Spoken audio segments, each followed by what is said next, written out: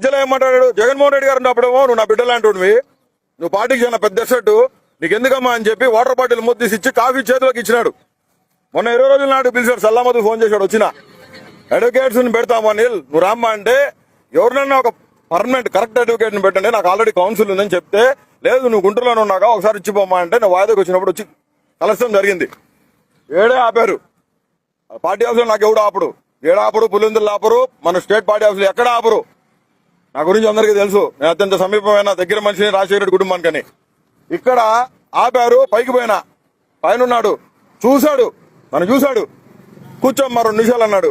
గంట అయింది, 2 గంటలు అయింది, 3 గంటలు అయింది, 3:30 గంటలు అయింది. 3:30 గంటలకు బయటకు వచ్చింది ఆయన రూమ్ లోంచి. ఆయన పక్కనే వాష్రూమ్ ఉంటది, వాష్రూమ్ లోకి పోయి వస్తా అంటే కనపడదాము చాలా లేట్ అయింది, అన్నం కూడా తినలేదు. నా పొద్దుకి అన్నం తినడానికి కింద పోతే అన్నం అయిపోయింది.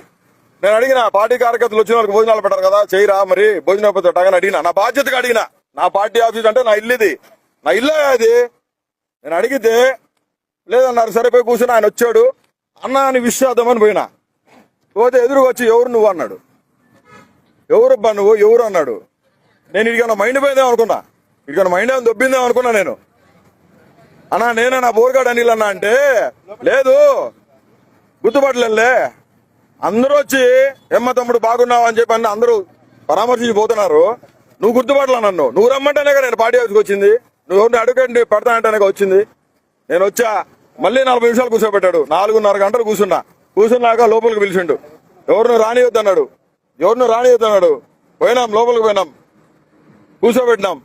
ఎందుకు వచ్చినావు అమ్మా అన్నాడు. పార్టీ ఆఫీస్లో నీకేం పని అన్నాడు. పార్టీ ఆఫీస్కు నువ్వు 20 నుంచి రావద్దని చెప్పిండు, అడ్వకేట్స్ కూడా నీకు పెట్టలేమని చెప్పిండు.